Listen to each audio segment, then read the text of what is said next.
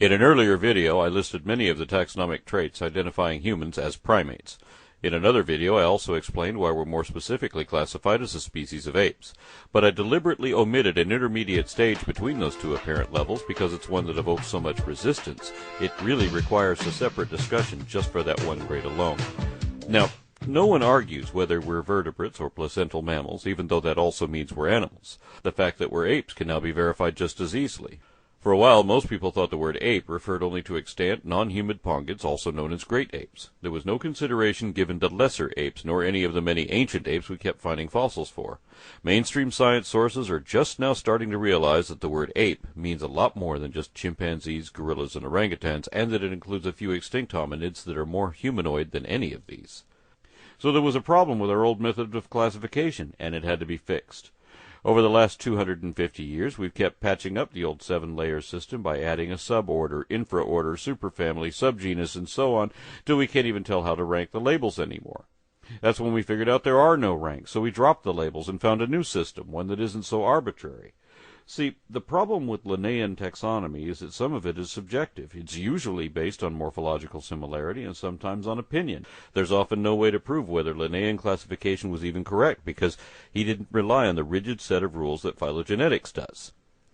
We used to say that men didn't evolve from apes, but that men and apes shared a common ancestor. Now we have a better understanding of what an ape is, and that our common ancestry actually would have been classified as such, and so should we be. This rule of monophyletic hierarchy should also apply to everything, including the race of cat people from the science fiction comedy Red Dwarf. I don't get it. Well, you know how mankind evolved from apes? Yeah, I know that. He evolved from cats. His ancestors were cats. He's descended from cats. He is a cat. Here you go, cat. Ollie says you like these. Hey, you monkeys eat off the floor? Don't you got no style or sophistication? Oh, I'm sorry, cat. I'm sorry. You people are unbelievable. Creationists try to ridicule evolution through the implication that we came from monkeys, and those who know the difference are quick to point out that apes are not monkeys. For one thing, apes don't have tails, but there's more to it than that. For example, we can tell that a Barbary ape isn't really an ape, it's a tailless monkey. The same way we can tell a glass snake isn't really a snake, it's a legless lizard. There are so many distinctions that even if we found a snake that had legs, and we have, we'd still know it was a snake. But snakes are a subset of the order Squamata. That means lizard. If snakes evolved from lizards, do they stop being lizards at the moment they become snakes? And when exactly is that moment? It turns out that this is another confusing convention in Linnaean taxonomy, which is corrected by cladistics. Paraphyletic groups shouldn't exist in phylogenetics, nor would systematic classification permit the emergence of a new species to add another equivalent category. Instead, existing branches split into successive subsets that are each monophyletic, sharing a common line of descent from which they can diverge but never detach. This means snakes will always be a subset of lizards, and apes would still be monkeys. Talking monkeys can't exist.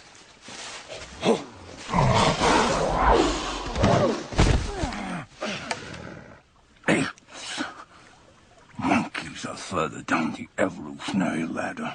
Now I've done it. I've annoyed both creationists and scientists too. But I intend to show that our old interpretations are incorrect, that not only was the ancestor of apes actually a monkey after all, but that they never stopped being monkeys, and neither did we. I intend to show that humans can be, and already are, properly classified currently both as apes and as monkeys. Well, evolution, it's come back on the cards. Mr. Charles Darwin, who looked a bit like God, which is interesting, and he wrote a book called You're a Fucking Monkey, Mate. And he played around with the title for a while. We're all fucking monkeys, you're a fucking monkey, mate. Get out of my face, you're a fucking monkey. And then he ended up calling it the origin species of For centuries, taxonomists taught us that the clan of monkeys was divided into two branches. Some primatologists prefer to say New World monkeys and Old World primates, because they don't want people to confuse apes with monkeys. They look at them as sister groups, and they consider that Old World monkeys refer only to Cercopithecidae. This is a relatively modern group, so we know apes didn't evolve from them. They certainly didn't evolve from New World monkeys either. That's a whole different lineage. So by this definition, apes are not monkeys and aren't descended from them. But polyphyletic groups wouldn't exist in an evolutionary lineage either. Just as two Latin-based languages couldn't be independently derived from a non-Latin template, neither could separate sets of monkeys have come from a source that wasn't itself a monkey also. I think God designed us in his image, but I also think God is a monkey.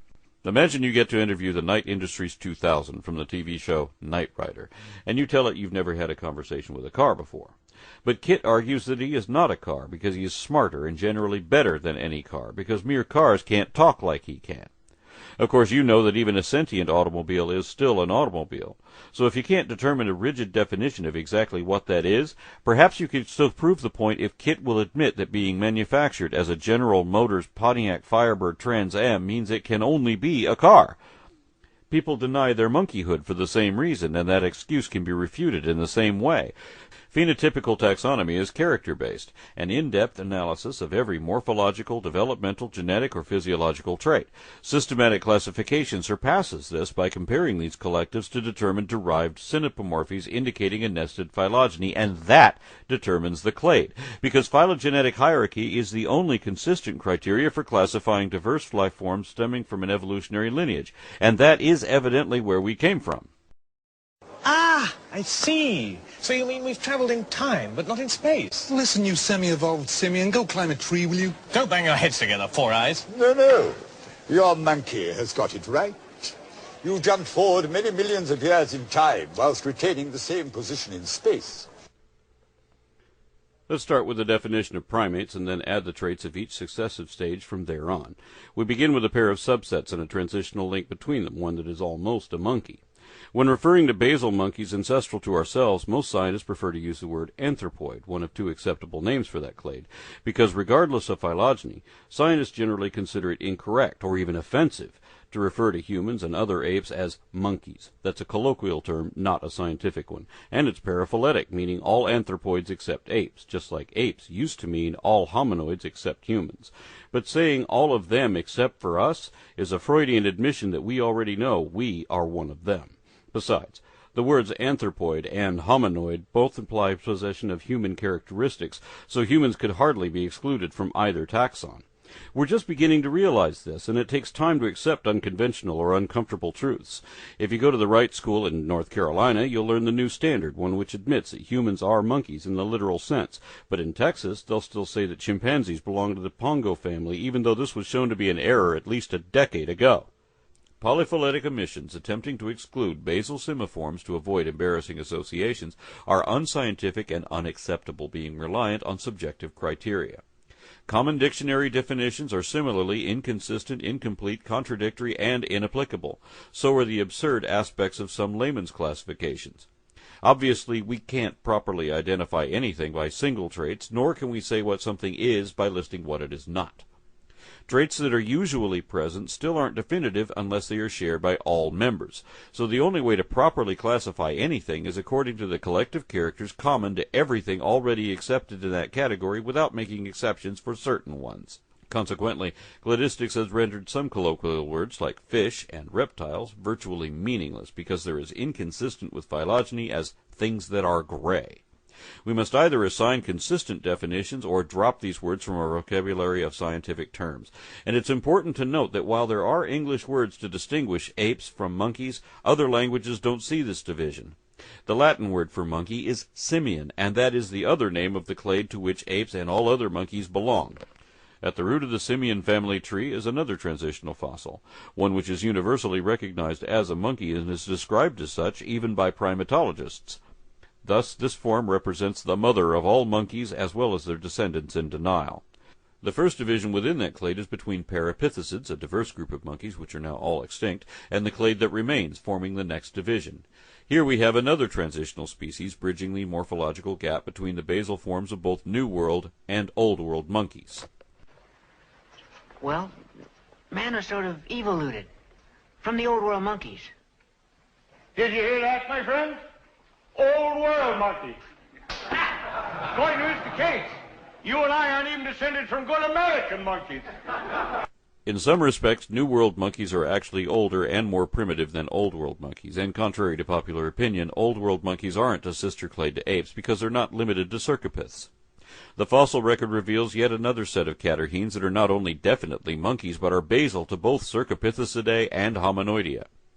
Most cladograms omit or ignore groups that are otherwise entirely extinct and thus perpetuate an erroneous illusion, especially since these groups are where the most transitional species are to be found. In this case, Aegyptopithecus was an ape-like monkey believed to be ancestral to Proconsul, a monkey-like ape, and the forerunner of all Hominoidea. The implication is inescapable even when there is a concentrated effort to avoid using the word monkey in a context which includes apes, and that's especially odd since the general public commonly recognizes chimpanzees and even gorillas as monkeys. If they're not monkeys, then what's the difference between them? Especially since every ape, extant or extinct, including man himself, meet all the criteria of that clade. Regardless of the outraged objections often raised by this, it is a fact that whether classified by features or phylogeny, humans and other apes are uneschewably monkeys, both by definition and derivation. You're a fucking monkey, mate.